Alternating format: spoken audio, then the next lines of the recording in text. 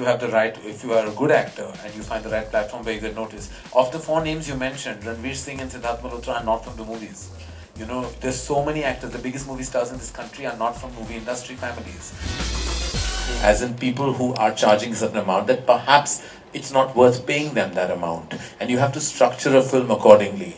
Now some studios perhaps took some kind of decisions that may have, and we all have, we've all gone wrong as boutique production houses like Dharma Productions or studios. There have been certain, I don't think like, well I'll tell you, Yash Chopra once told me, films don't fail, budgets do. And it was, of course, a very powerful thought made by a veteran filmmaker. But very honestly, there was virtue and reality in what he said. That if you budget a film and you make sure that, you know, every single... If you have a film that does not warrant a certain price in a certain territory, you must not charge it. That kind of gumption you have to have as a filmmaker. I can proudly say that at Dharma Productions, we make sure that no studio has ever lost money with us. When I was with UTV and Ronnie and we released a film called Kurban that didn't do well, the immediate successor to that was a film called I Hate Love Stories, which actually we gave them at like cost level so that they would make up the loss. Similarly, I've had incidents like that with Fox and with Eros on when we've done 3 films internationally with them. It's very important, and that's something that I've been inherently trained to do by my father, is when you partner with the studio to make sure that it's not just, they are not a funding bank for you, that are just going to steamroll you and you don't do anything for them back in return. So yes, if certain studios are re-strategizing their way, there is reason, because the monies that you get out of just pure Hindi film exposure in terms of distribution is not what you are imagining it to be. Because you are empowered by certain verticals like satellite, but satellite buys certain kinds of films, because what works on Indian television sometimes necessarily does not equal box office success. Sometimes a film that may have failed at the box office rates tremendously on television, and vice versa. It's happened, like statistically I'll tell you, there are films of mine like say A Student of the Year that does a 70 crore net at box office but has a 4.4 rating on television, whereas Ye Jawani Hai Diwani does 180 crores at the box office but does a 3.2 at the television. So there is no logic. Then I've heard of many humongous movies that have not rated that high, and some films that were failures that have rated. So even with music, one doesn't know. So studios like say UTV, when they make so much money on a Jungle Book, and then with the film, with the Captain America that releases post that, and then they see their balance sheet of losses on other films, they probably re-strategize, reinvent. But I don't think that for very long they're going to distance themselves. They will be back in the game, I'm sure, but at new modalities, new rules, new regulations, new infrastructure creations. So yes, it's time for analysis. It's time for us to take a step back and see that when we make movies, and I learned, for me, there's never a failure, there's always a lesson. And every time there's been a lesson learned from a failure, I try and engulf that within the process at Dharma and make sure those mistakes aren't made again. It's all about cost efficiency, budget control, and monitor your level of delusion.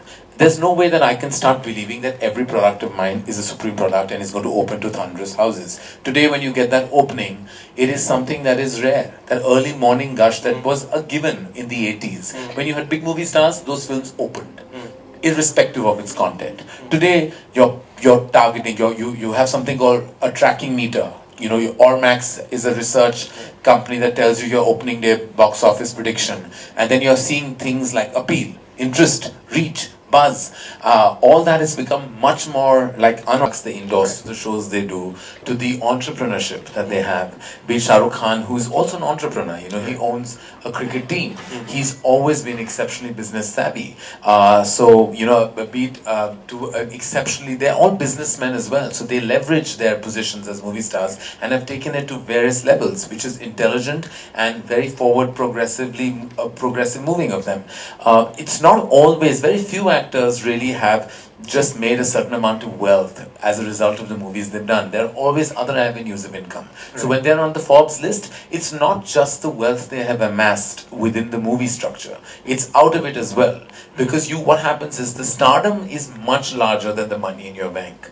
It's like, you know, naam bada darshan chota. It's literally, people think that we all have enough wealth to put into Swiss banks. It's not true at all. It's a myth. You could be a brand in this country, but not necessarily match the bandwidth of that brand economically at all. You may actually have nothing compared to people who are lesser known. Sure. Because the movies have a tendency of making you seem larger than life. The very intelligent men and women in the business have actually invested well, have actually gone beyond the periphery of their fraternity and gone beyond it. And I think that's why they come into those lists, because the wealth is just not cinema, it's brand plus what they do with it. Right, right.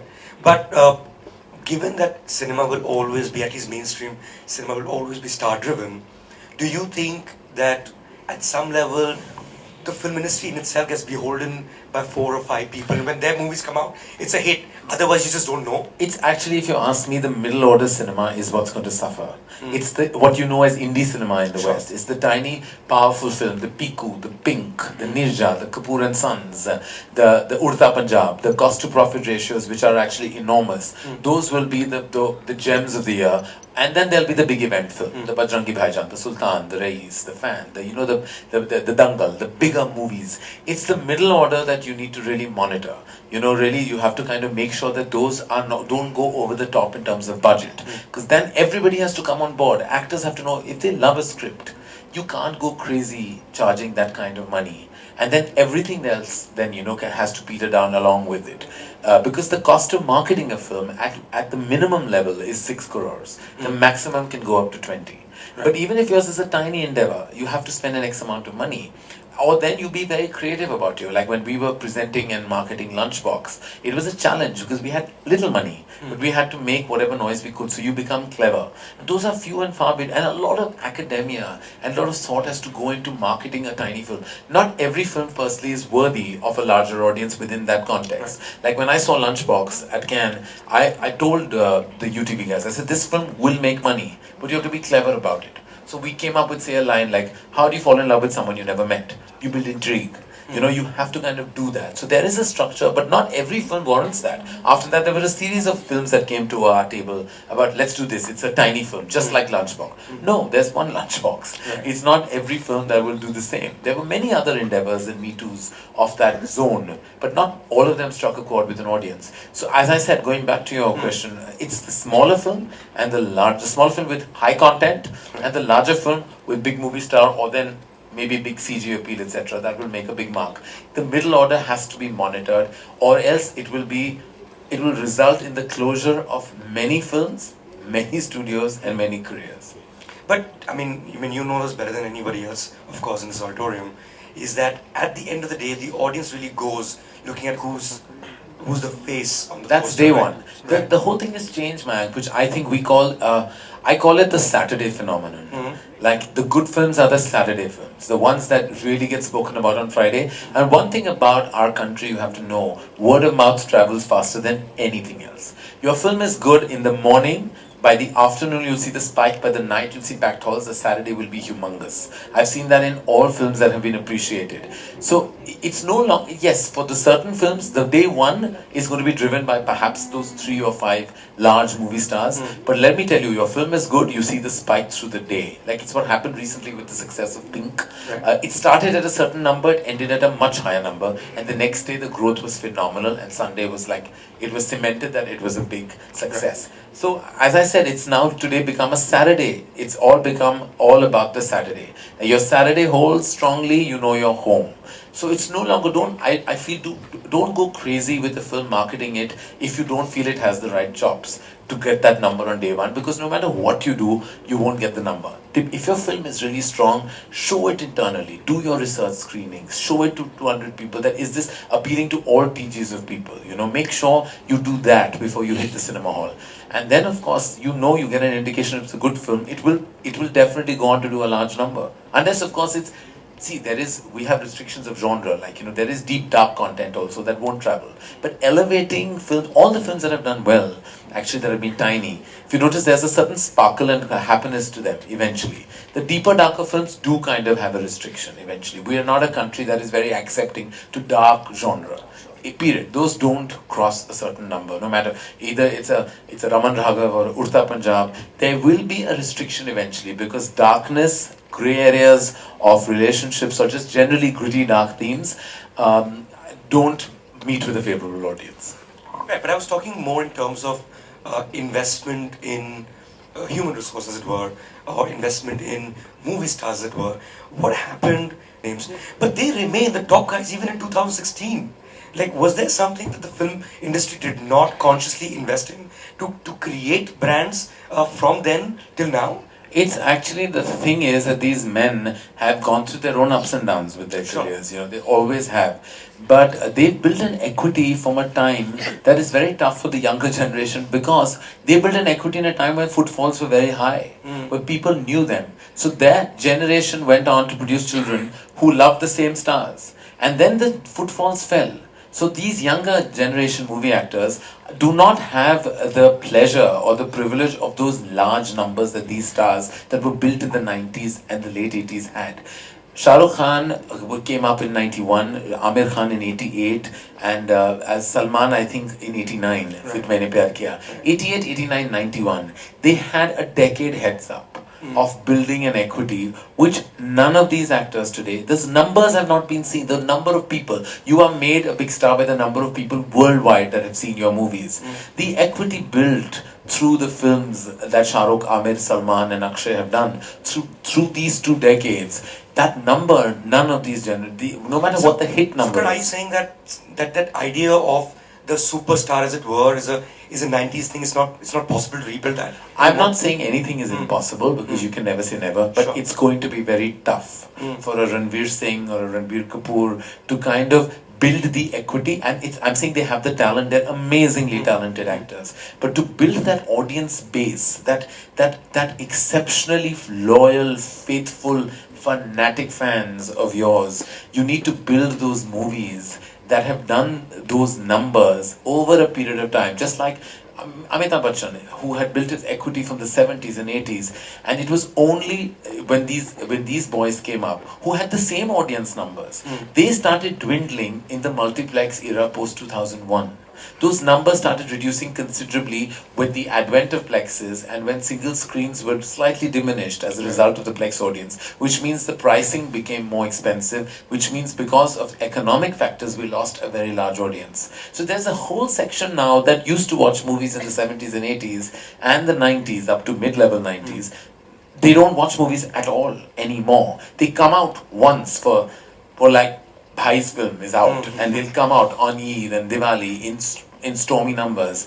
There are huge amount, and the other thing is, the time factor is something like the biggest superstar in this country, according to me, is still the national holiday.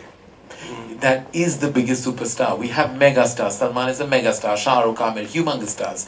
But that combined with a national holiday is an unbeatable combination. Because we're still a country that has so much happening in our lives. We're fighting urban angst every day. You're fighting your career crisis every day. You're fighting your own family issues every day. We're very involved in our zone. That happens in a country such as ours. It's only that national holiday and that Sunday where we feel that we can really get out to watch a film. So it's the biggest superstar, I believe, is the national holiday. But I'll take you up on the single screen and the multiplex, and that happened in the 2000s. Distinction, as it were? Look, there is films that are very, you call it the high urban film. Then you have those where the lines are blurred. Films like, say, that actually do well in both sections. Like, say, a Sultan or a Bajrangi Bhaijaan that have record very high collections. Right, so we would imagine Salman to be a single screen star.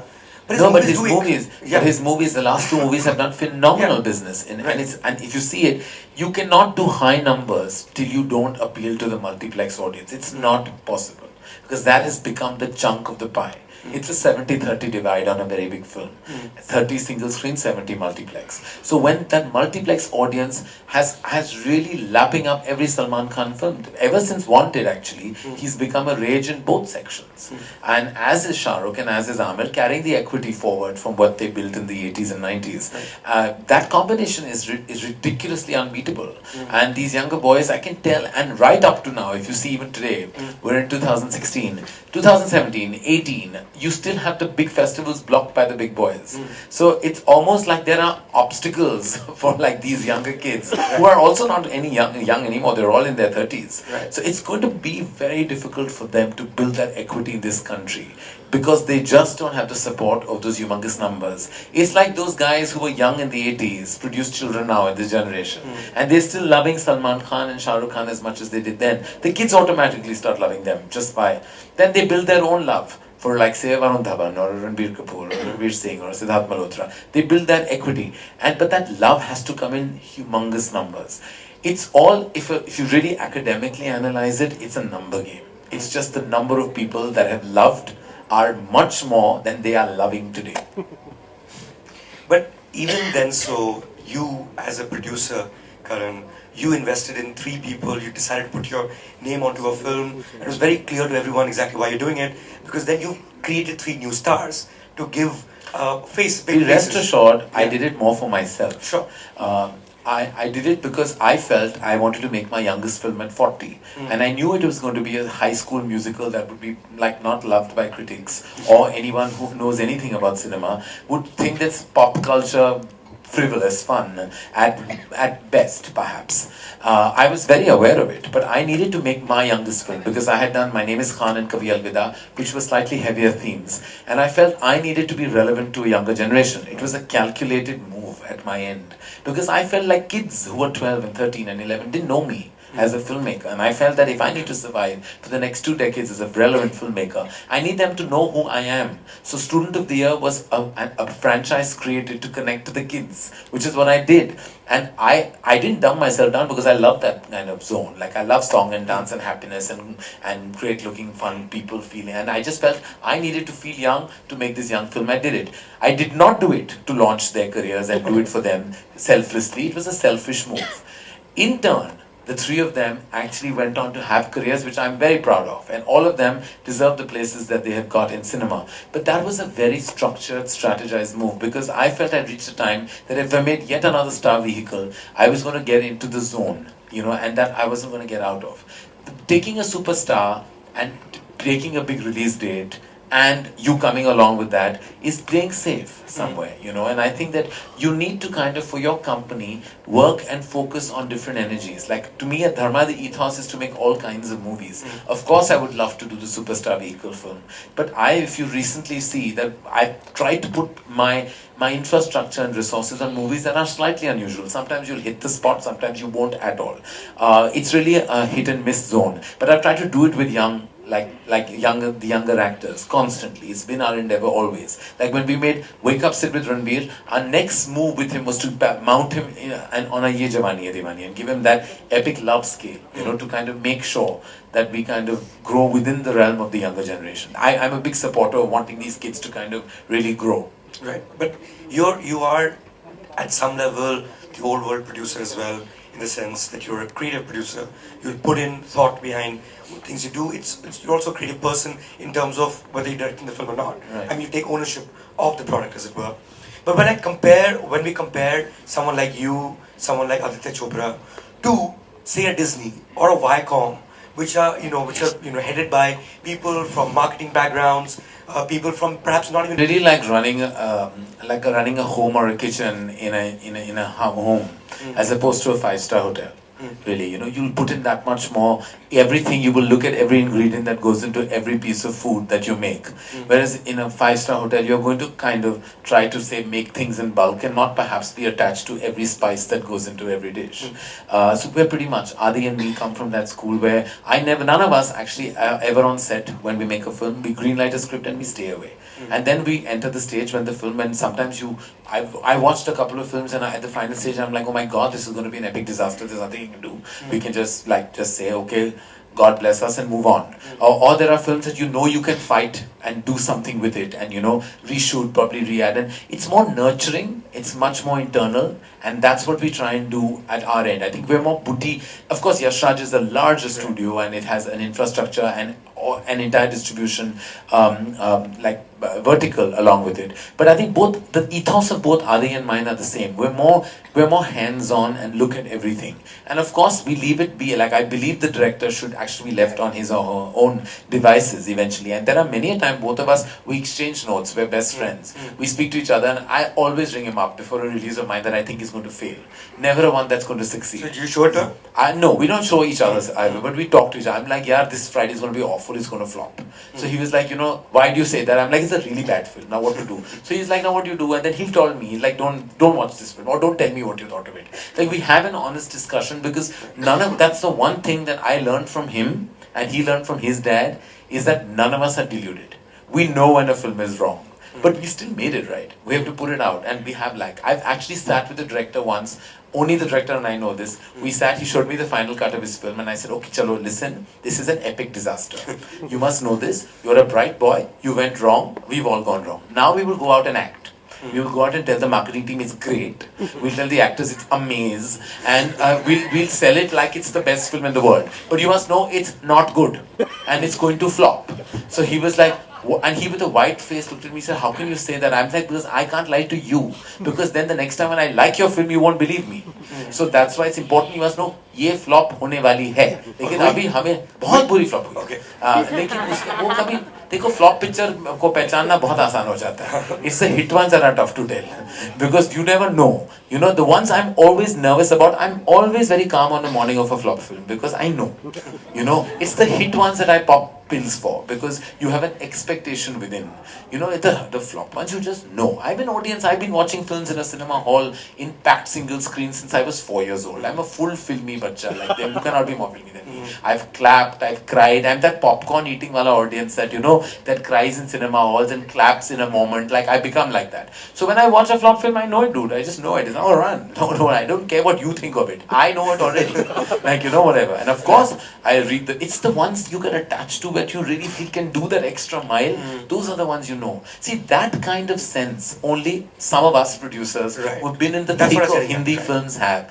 Adi has it, I have it. We know when we messed up. Sometimes you'll go, very rarely, you'll go wrong with your instinct. I got very attached to say, wrongly so perhaps it was not a film that connected. Say a film like Kurban, when I watched, I had liked it aesthetically. I liked the film. So when it bombed, it was a bit of a surprise for me. Sometimes once in your whole career you'll go through that zone where a film that you did not that you got attached to and it didn't work. Those are moments of great disappointment.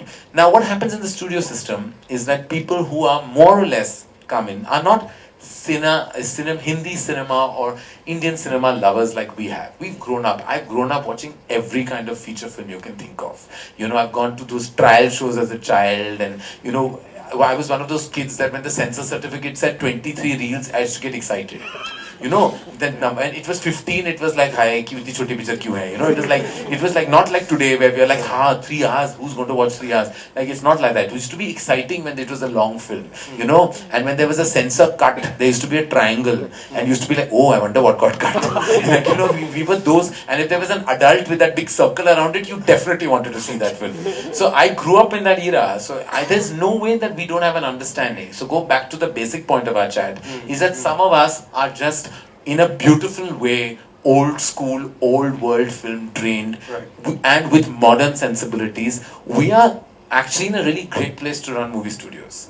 But unfortunately, we need the funding, because we are all we have either created wealth or inherited wealth, and our wealth is just enough for us to keep putting it back into the movies. I don't have the kind of infrastructure or monies to take multiple risks. So if someone comes that, are you willing to make a film that we don't know what's going to run? I said, no, I don't want to make this film. I want to make a film that I believe can make money. I'm not here to take those chances and risks. I can't afford it. Not for my company, not for anything. Right. So, mortgages his house, puts in everything he's got into a film, then the movie bombs, then he's on the street. That was like my dad. He was that man. I used to wake up in the morning on a film release. He gets 6 failures in a row.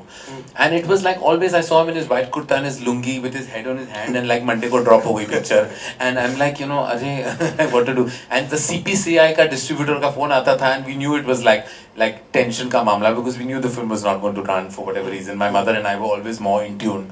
And I've seen that happen, that old school world of filmmaking. As charming as it was very heartbreaking, because those were also tough days where we've actually literally, I mean, I know for a fact, like, my dad has actually had to sell a piece of property of his to make up for the losses of a film. It's happened in front of my eyes. Those were financer days where you paid interest, you got finance, private finance, put it, and everything was riding on that, where you dealt with not managers but star secretaries, and everyone spoke Punjabi. It was the industry language in the 80s. Like, for some reason, I thought that there was nobody no other community who made movies, because my father only spoke to people in Punjabi. Actors spoke Punjabi, distributors spoke Punjabi, and they were and those Punjabi distributors used to say funny things, on the phone. So it was like, I still remember, I thought Kuch Kuch Hota Hai was like a big hit. And I got a call, the Bihar distributor called, and I was preening like a peacock in those days because I thought I had made this big ball. And on the phone, the Bihar distributor told me, "Arey, kya picture bana di? Average gayi hamari territory mein." So I was like, "Kya matlab hai? Super hit nahi se nahi, Dulhe Raja bahut badi hit hai yahan. Kuch kuch hota average gayi." I was shattered. I said, "I don't know what this Bihar distributor is talking about," and I put the phone down. But it was a reality. It was like, today, who knows we don't even see a territory-wise breakdown. Now we get the figure, like the whole box office figure. So much has evolved and changed, and you could say, Mayank, that some of the charm and the old school world has been replaced by the excessive corporate nature of our movies. But it's the order of the day. It's just like we don't have celluloid anymore. We're digital. Right. So now we're corporate. But does it change things though, where you're so hugely invested in a film, rather than when you are a corporate firm and so what if it doesn't do well? You could just switch jobs. But that's them. It's not us. And So you think that could be one of the factors of the decline, as it were, or at least a slowdown? I would like to believe that everyone invested in movies has a passion for the product they're attached to, and I believe that the corporates I deal with, like when I deal with the team at Fox just now, I think they're also, we track a film on a daily basis. I feel they're all exceptionally passionate. It's strategy that needs to be adopted, and I think everybody has to just now make sure the budget of a film is in control. Once you have that, there's no way that this industry can't maintain its strength. It's the budgets and the ridiculous investment that is being put into a film that may not have a large eyeball audience. Like, you have to be very, very clever about those things, like, and not fall prey into just big names, because there is no guarantee that big names equal big success. You have to be, it's also the theme of film you have to look at. Holistically, you have to look at a product and say, does this film have the bandwidth to do that number if this is what we're investing in? You need strategy, you need resources to be intelligent about that kind of strategy, so you need to do that. You will lose money, perhaps, in movies, but the losses should not be so monumental that you'd want to shut shop. But back in the day again, and up until, in fact, even 7-8 years ago, Karan, I mean, if a Spielberg movie came out, none of you would care, right? It's okay, fine. Some Hollywood movies coming out. And suddenly, like, for instance... Will not worry us. But okay. Fast and the Furious will. But did it worry you? Would it have worried you? Say, no, not at all. Not at all. Because, so as I said, right? the multiplex, the audiences, the lines are totally blurred.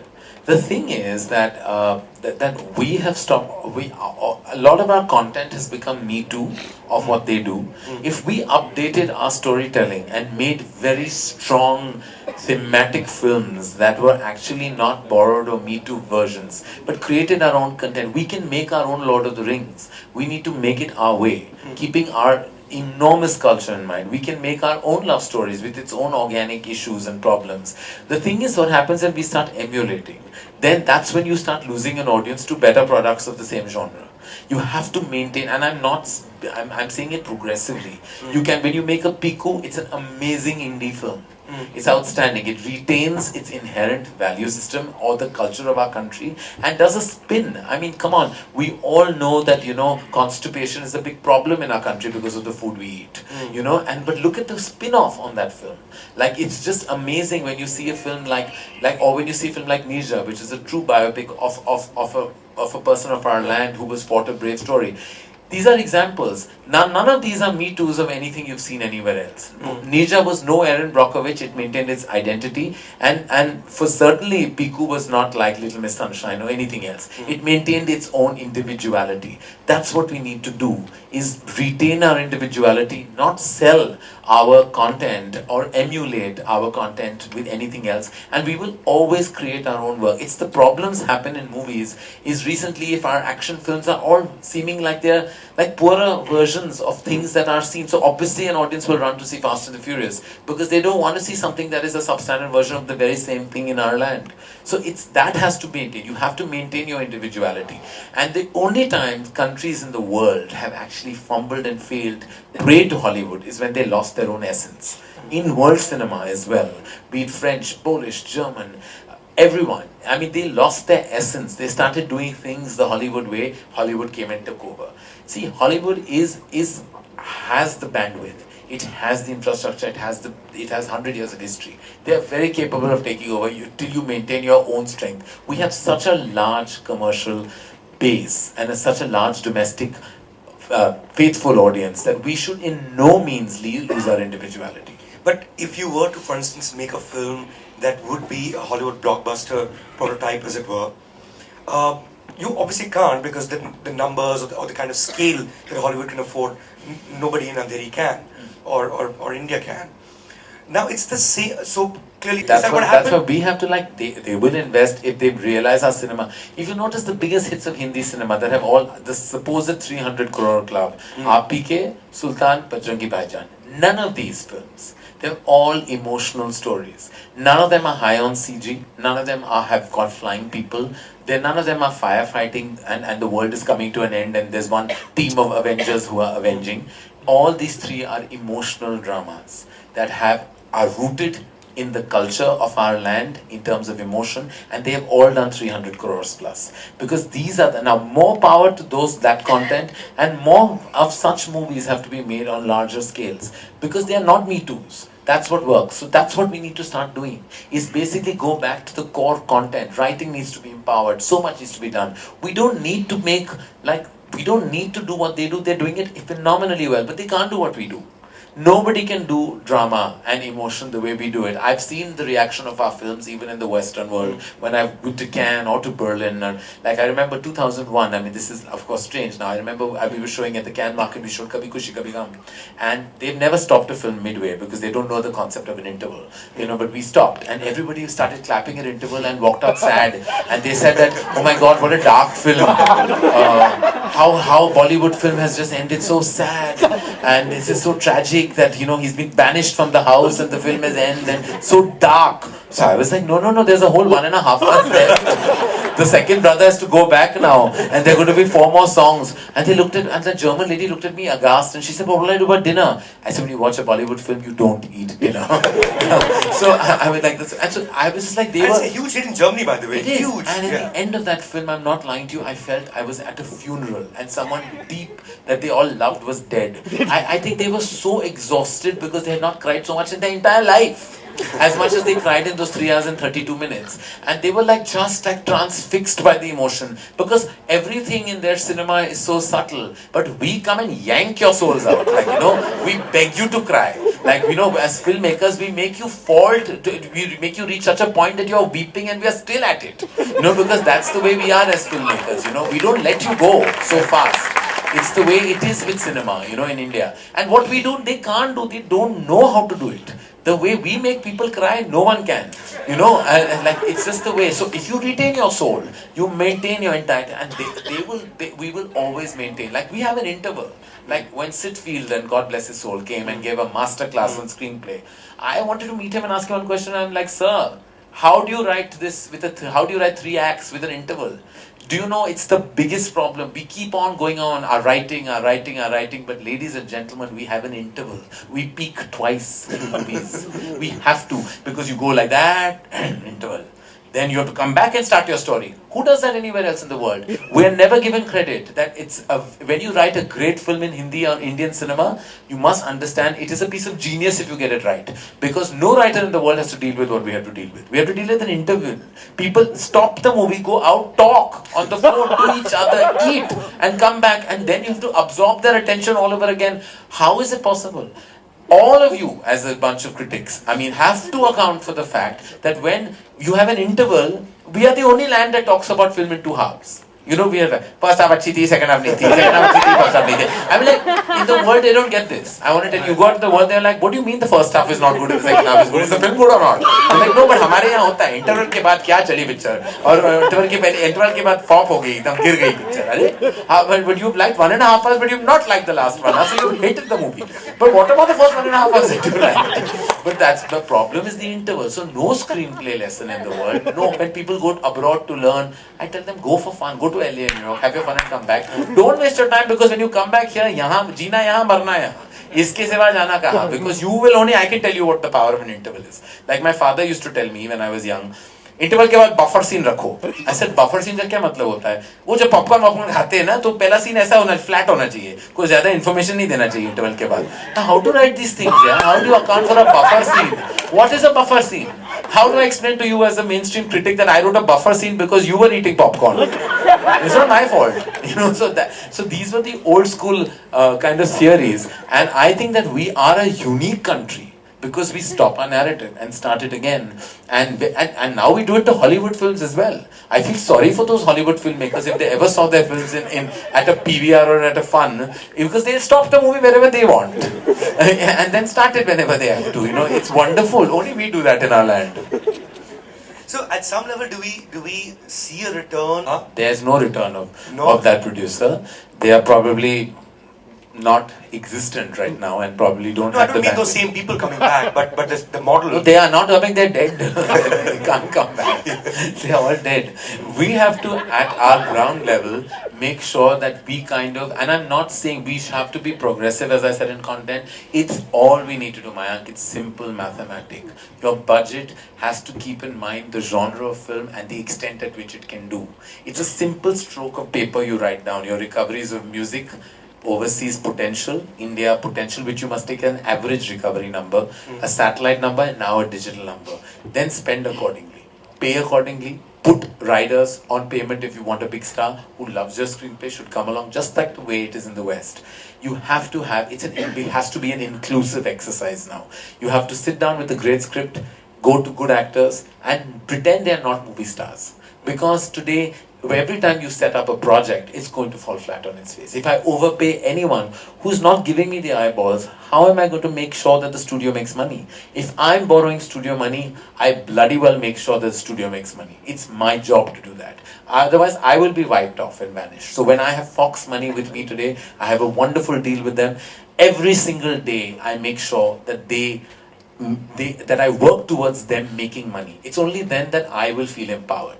So the responsibility on the producer is tremendous, and he or she has to take that responsibility. We cannot look at studios as sheer banks that are steamrolling money for us, and we cannot be accountable. That is ridiculous. If I built a bungalow and they left their job, I should feel completely shitty about it, and I refuse to be that person or producer. I'll never be.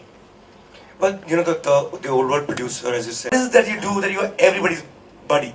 I'm just available and accessible. I think much ado about nothing, Mayank. You can't take yourself too seriously in any job. You could be president of the country, and I think you should not take yourself seriously. What I do is a job. I owe my accessibility to my fraternity and the people within it, be it members of the media, or be it, as much as I can, I'm accessible. That's the only thing that I can do, because people need people. We need each other for us to survive within the domain. And it's difficult for you, if you alienate yourself and put yourself up on a pedestal and no one can reach you, from that pedestal all you will do is fall. There is no way. So accessibility, affability, and amiability. These are the 3 A's I live by, and that's the only mantra I have. So that's the opening chapter of your book. Okay. Well, I don't know. And none of them could be friends of mine, by the way. They could be healthy acquaintances. Sure. Because friends, you don't make friends and you don't make family that easily. Friends happen with a period of time. But being being nice and being cooperative and just being a member of the fraternity without any trappings, I think is just the way. And I don't take myself too seriously, because I know if I have a success today, I'll have a failure next week or next month, and that should not take away from who I stand for as a filmmaker. You'll go through your ups and downs, but doesn't mean if you're on an up, you behave like you're superior. A feeling of superiority is so stupid and so last season. Like, I feel like it's just not the way to be. When I see certain filmmakers or actors on that zone, I feel like it's so short-lived, because it's the biggest names in the world and in our industry are the ones that will actually call you immediately when they have something. They will call you. People in between won't call you. Like, I've learned this when I've seen people like someone like Yash Chopra, who was like a father figure to me. 7 a.m. he has to get his call for anything he wanted. You call Mr. Bachchan, he'll call you back. The greatest people in the movie industry are the most accessible people. It's the middle order who don't know where they are, the ones that actually are the ones that you'll never get a reply from. You'll then send them incessant text messages and there'll be no reply. And those are the ones will not last forever. Speaking of last season, what we're looking forward to is the... It's just another season. Yeah. We haven't created many more stars to have, so there's nothing new. It's me. It's the same lot? It's the same lot in different combinations. Luckily, they have new enemies, lovers, and controversies. So that keeps changing. Nothing else is going to change. I can assure you, when people say, what's new? I'm like, nothing. I'm older, they are older, and they just have more combinations to deal with. But it'll be as fun, it always is. I mean, Coffee with Karan is what I do as a hobby that pays really well. It's somehow that Coffee with Karan and Fox are my two funding studios. Are you starting with Fawad Khan? No, I'm not. I haven't yet reached the combination. There's been a lot of conjecture about that. But no, we're zeroing in on our episode 1. We'll announce it soon. Super. Questions from the audience? And you know what not to ask. You should be clever enough, because you will get a silent smile and have Mayank say, please could you restrict yourself to questions relating to the topic of discussion. Am I right, Mayank? Yeah, correct. While he sips his coffee. Hi Karan, I am Major Muhammad Ali Shah. Yeah. Sorry. Yeah. Hi. I would rate you as one of the supreme filmmakers in the country. And me coming from a theatre background, I want to know, as a filmmaker, does theatre appeal you as well? I have great regard for talent on any platform. I'm not much of a viewer, and I have to admit to my, I would say my own unhappiness, that I haven't watched much of theatre in India. It's simply because I've just not been able to and I say making no time for it would be actually demean the amazing, I think, talent that is on theatre. I haven't had friends around me who've actually encouraged me to go and see theatre. I've heard a lot, and I know there are people who are fantastic and do amazing work on theatre. But yes, actors from theatre, I've definitely engaged with and worked with, and I would love to. And I think it's the age of talent that comes from all possible verticals in the entertainment zone. But to answer your question, I haven't seen much of theatre in India. I'll invite you for my play, Karan. Thank you. I don't know what you look like because this light is right on your face. Major Shah, incidentally, Karan is Nasir's nephew. He was there at the session yesterday. Oh, okay. Oh, well, he's a theatre veteran and amazing and makes great copy for anyone who interviews him. Thanks, Karan.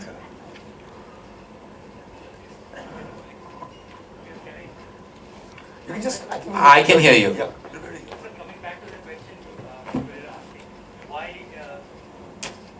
Among the current crop of actors, you asked कि इतना मुश्किल क्यों है, and you said it's literally impossible to cross the Khans or yesterday Kapoors or whatever in the popularity. तो आपने बोला कि जो ये बहुत मुश्किल होगा क्योंकि they already had their base from the footfalls.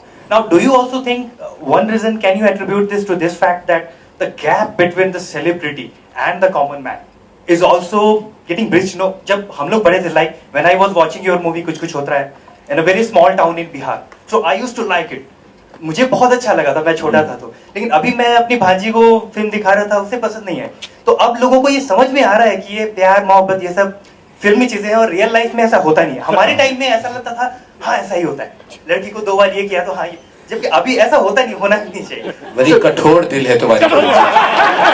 ये मैं कहना चाहूँगा, और मेरे दिल को ये छू गई है बात कि आपकी भांजी को मेरी पहली फिल्म पसंद नहीं आई. इस बात का बहुत रोना होगा मुझे, रात को मैं फूट फूट के रोने वाला हूँ कि आपकी भांजी को मेरी फिल्म पसंद नहीं आई. देखिए खैर आपका कहना मैं मानता हूँ कि वो फिल्मों का जो सुर था और जो टोनालिटी था उस जमाने में, वो एक इनोसेंस थी उस फिल्म में। जब हम कहते थे उस फिल्म में कि प्यार दोस्ती है, लव इज फ्रेंडशिप, वो थीम को मैंने उस पर मैं आज भी मैंने फिल्म बनाई है, लेकिन अपडेट किया उसकी टोनालिटी को, सिंटैक्स को, ताकि आपकी भांजी को पसंद आ जाए। तो क्योंकि अब आपकी भांजी मेरी बैरोमीटर बन चुकी है।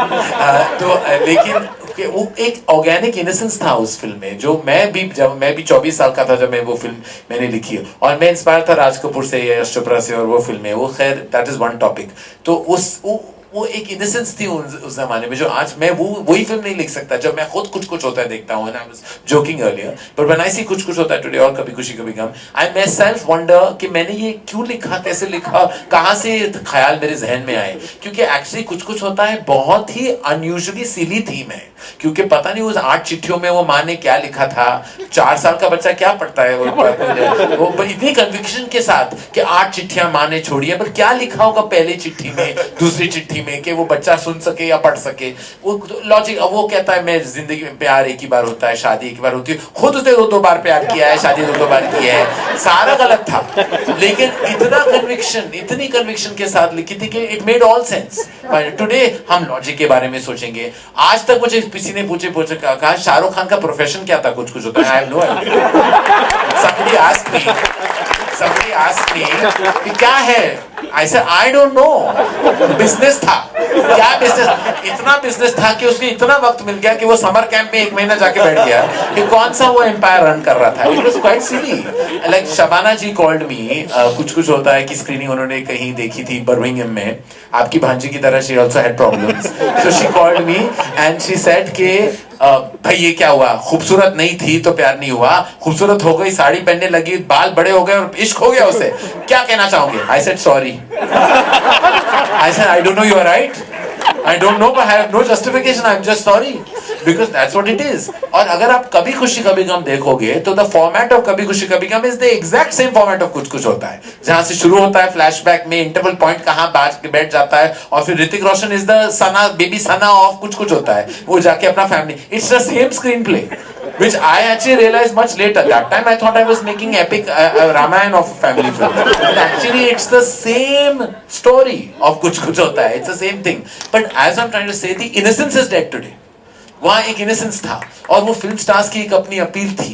आज क्या हो गया कि ट्विटर पे सब जानते हैं कि लोग क्या कर रहे हैं। तो जैसे कि आपकी अब यंगर जनरेशन की बात कर रहे हैं, the whole mystique and magic of movie stardom is that pink villa पे आ चुके हैं, एयरपोर्ट के बाहर निकल रहे, ये और ने आप देख रहे हो, कपड़े क्या पहन रहे, कहां जा रहे हैं, किससे बातें कर रहे हैं, the paparazzi is all over the place. Where is the mystery? You wanted to know कि उस जमाने में. You think social media has killed a superstar also? Of course, it's killed the longevity of it. Superstars will always exist. There will always be celebrities and stars. But like वो जो आपकी चाह है to find out एक star के बारे में, जो आप शायद जब आप बड़े हो रहे थे, जब आप बच्चे थे और आपने पिक्चरें देखी, मेरी तरह एक मिस्टिक होता था।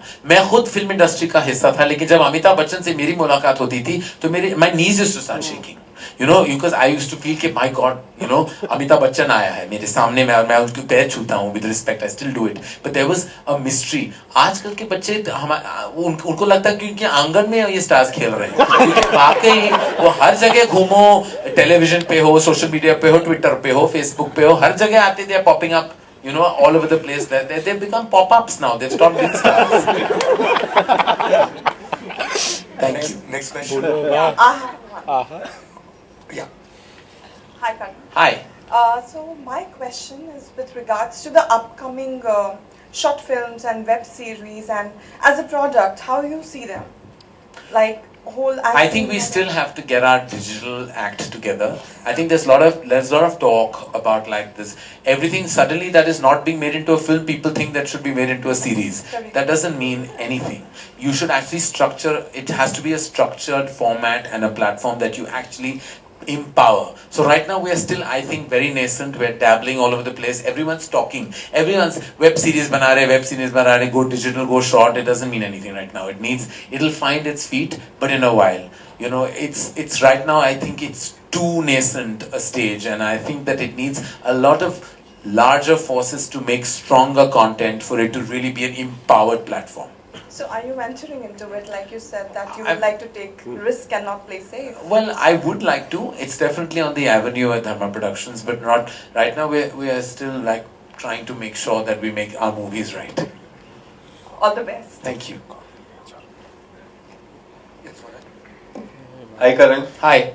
I'm big fan of yours. Thank you. मैंने आपकी मूवी कुछ कुछ होता है कई बार देखी है और उसी का मैं म्यूजिक प्ले करना चाहता हूँ माउंथरगंज से.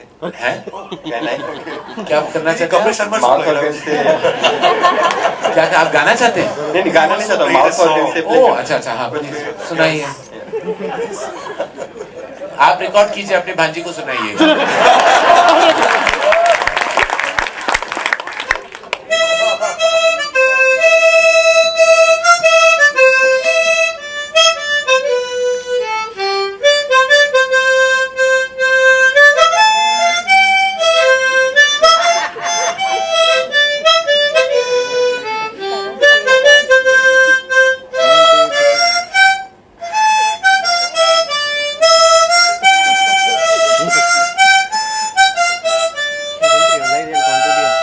Thank you.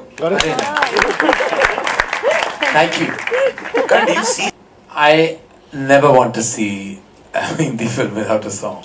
I mean, I'm obsessed with Hindi film music. It's what I grew up on. It's what I attach. My memories are all song related. For me, I won't know how to make a film without a song. And if I did, it would be even in the very short film I made in Bombay Talkies, I had music in it. It's deep into my DNA as a filmmaker. I don't want to go without a song. I never do. So I just does know a that. song play before a script comes to your mind? No, sometimes the situation lends itself. Today, of course, we're all being very clever about justifying why. Like say in Ae Dil Hai Mushkil, Ranbir is a singer, so that's why he lip syncs. You know, now we've applied logic. Right. I cannot. I don't know how to shoot a film without a song. Like I'm obsessed. That's the only music I listen to is Hindi film music. I know nothing that's happening in the world of Western music. I hear that only because I want to update my skill as a filmmaker who's making relevant music in today's times. But for me, music is the soul of our films. Next question. Hi Karan sir. Hello. First of all, I'd like to thank you as you have entertained every one of us for over years. Thank you. I would like to ask you that as you told you have grown as typical filmy child.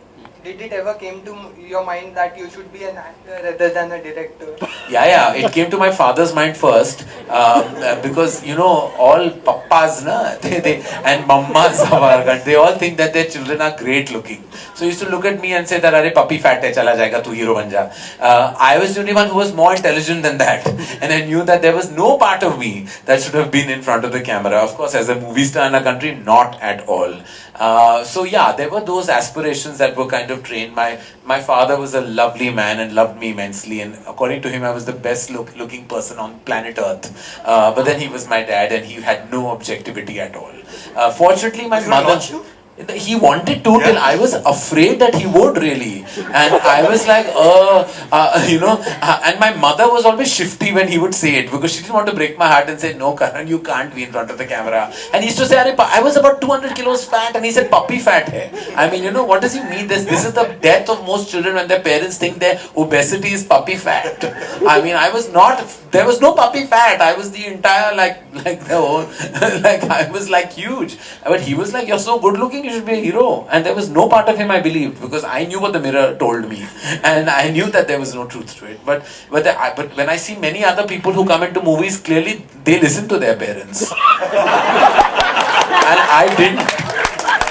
But you're a legend actor now. I mean, you've done a proper full-length role. Listen, I am a really sad actor because after my disastrous debut, as in the film didn't work, I've not even got one offer. And I mean, I'm not even one that I could say no to proudly. Not even a bad offer came to me. I was really shattered. I thought I did a halfway decent job in that film, and I was like, and I even read all my reviews. I got very well reviewed, and no one has come to me with even a bad role in a film. I'm really upset about that. I really want to refuse an acting role. Thank you.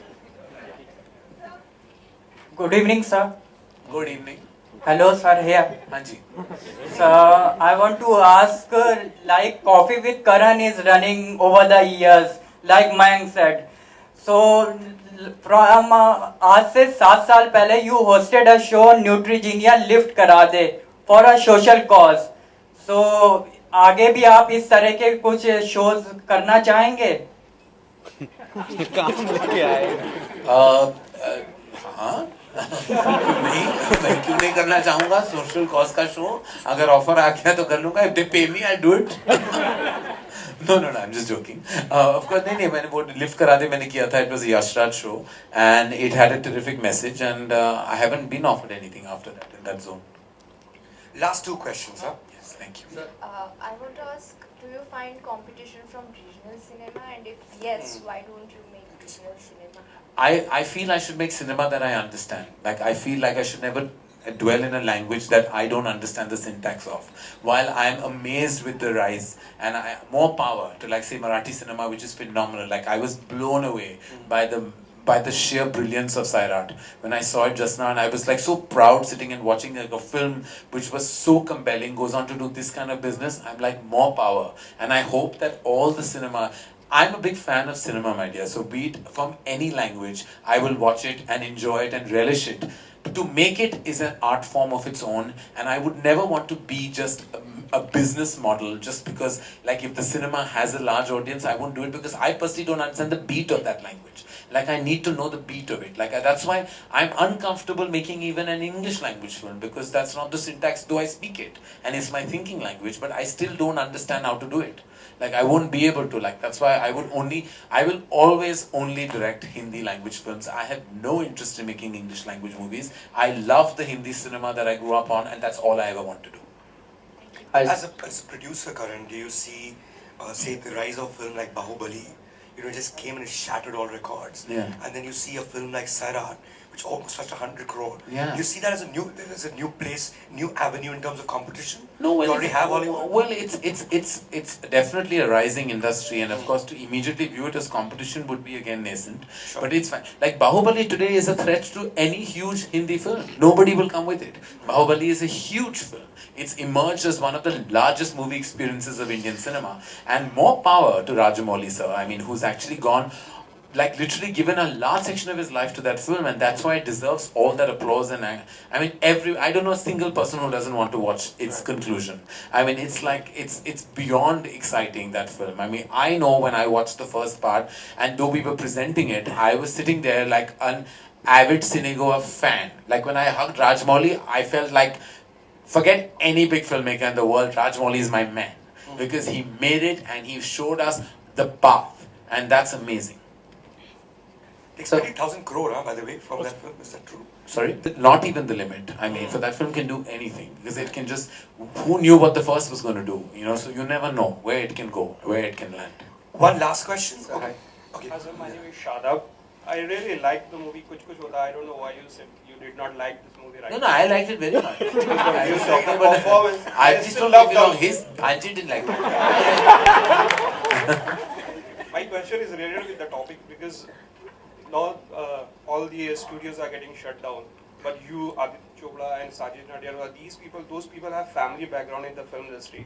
I think those people are really working hard and they're choosing script very carefully because they have brand name with their family. Because of that, you people are being successful. But if I'll see the studios, they are normally just doing their job because they have to work, they have to choose. That's an answer. What's the question? The question is because those people are shutting down because they are not putting hard in the script and you people are putting hard. I think we're being unfair to the studios. I think everybody works really hard. Some calculations go wrong, some budgets, as we discussed. Actually, it's a summation. Your question is a summation of what we've been discussing for the last hour. And I really think focus on writing, budgeting right is the way forward. And I think it's unfair, actually, to blame the studios or the human resources employed by the studios, because sometimes I think just certain calculations have gone wrong and resulted in There's also certain a bunch changes. of takedown pieces doing the rounds on the internet. The other, like, it's amounting to conjecture and conspiracy theory. I mean, at the end of the day, nobody knows any true facts. It's very easy to write an article, you know, but it has to come When from the chips like, are down, especially. yeah, so, I mean, it's very easy to have an analysis then. I mean, it's all you need to do is your desktop and your thoughts. But how much do you know? What is the real true fact? What are the reasons why studios take decisions? Those are things that only the internal workings of that studio will be able to tell you. And I don't think none of us are in a place to answer those questions. Right. One last question. Sir, yeah, person there. What's it? Sir? Thank you. Hi, Karan. Hi. I'm a very big fan of Colors Infinity as well.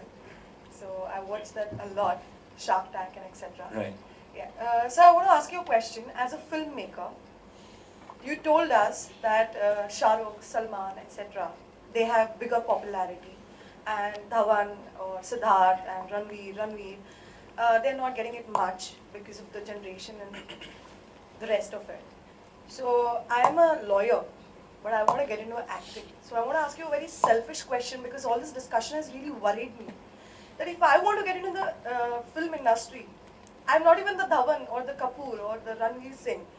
Would you actually suggest me that Neha just go back to the Bombay High Court and practice? No, I would say that if you have the right, if you are a good actor and you find the right platform where you get noticed. Of the four names you mentioned, Ranveer Singh and Siddharth Malhotra are not from the movies.